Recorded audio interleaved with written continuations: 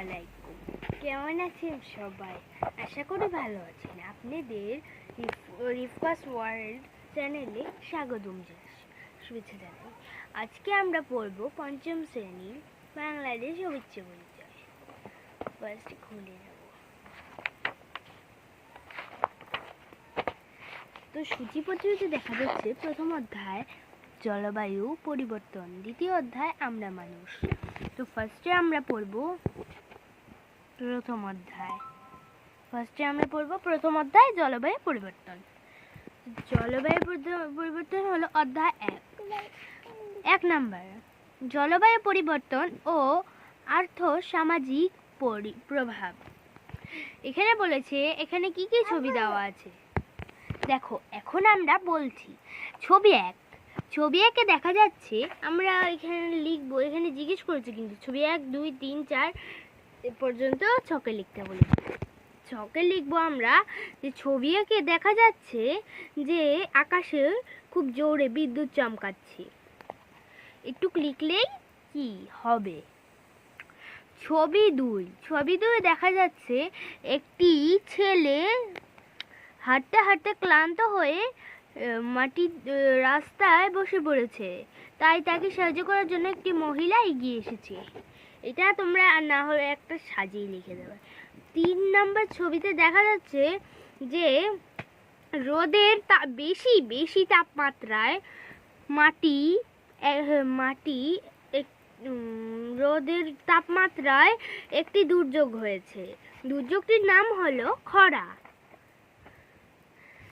খরা বেশি রোদের তাপমাত্রাতে হয়ে থাকে।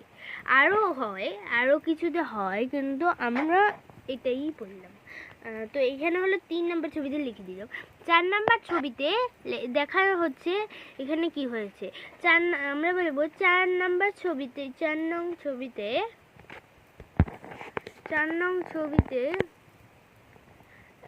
একটি দুর্যোগ দেখা যাচ্ছে। দুর্যোগটির নাম হলো বন্যা। এখানে আমরা 4 নম্বরে লিখে দেব। তো পরের পৃষ্ঠায় গেলাম। তো বন্ধুরা দেখো, এখন আমরা 2 নম্বর পৃষ্ঠায় এসে পড়েছি। দেখো এখানে 2 নম্বর পৃষ্ঠায় দেখাচ্ছি। তো দেখো এখানে হলো গিয়ে আমাদেরকে এটাকে পড়তে বলেছে। তো চলো পড়া যাক। আগামীকাল সকালবেলা আকাশ রৌদ্রোজ্জ্বল থাকবে, বায়ু শান্ত থাকবে। দুপুরবেলা আকাশ মেঘলা থাকবে এবং রাতে বৃষ্টি হতে পারে। এটি আগামী দিনের সম্ভাব্য আবহাওয়ার চিত্র। কোনো নির্দিষ্ট স্থানের স্বল্প সময়ের, এখানে হবে অল্প, এটা ভুল হয়েছে, অল্প সময়ের গড় তাপমাত্রা, বৃষ্টিপাত ও আর্দ্রতাকে বায়ু আবহাওয়া বলে। তারপরে এখানে হল 2 নাম্বার জায়গাতে লিখেছে সাধারণ একটি অঞ্চলের 30-35 বছরের আবহাওয়া পর্যবেক্ষণ করে জলবায়ু হিসাব করা হয়। যেমন দীর্ঘদিনের আবহাওয়ার চিত্র।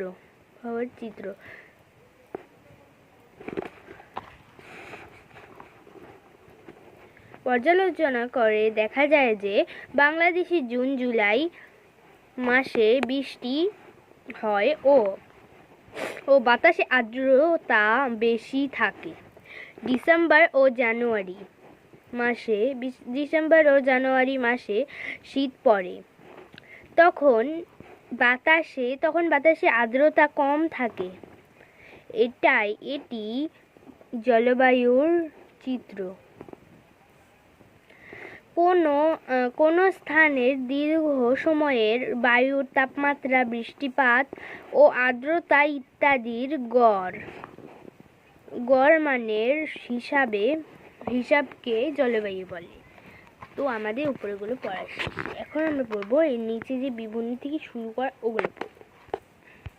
তারপরে বিভিন্ন কারণে জলবায়ুর পরিবর্তন হলেও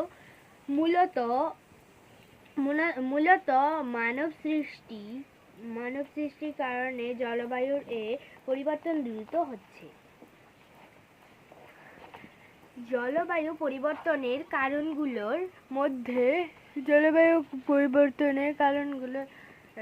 মধ্যে জীবাশ্ম জ্বালানি যেমন কয়লা, তেল ও প্রাকৃতিক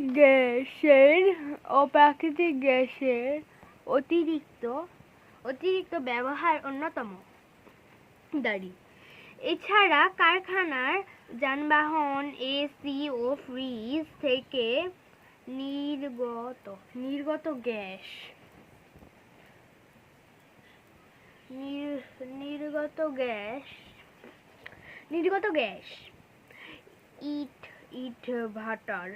ইটভাটার ধোঁয়া, বন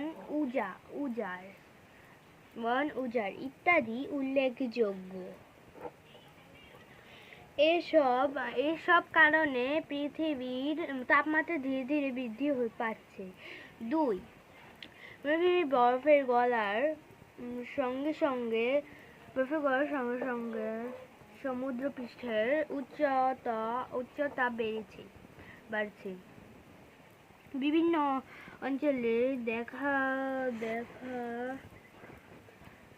অঞ্চলে বন্যা, খরা,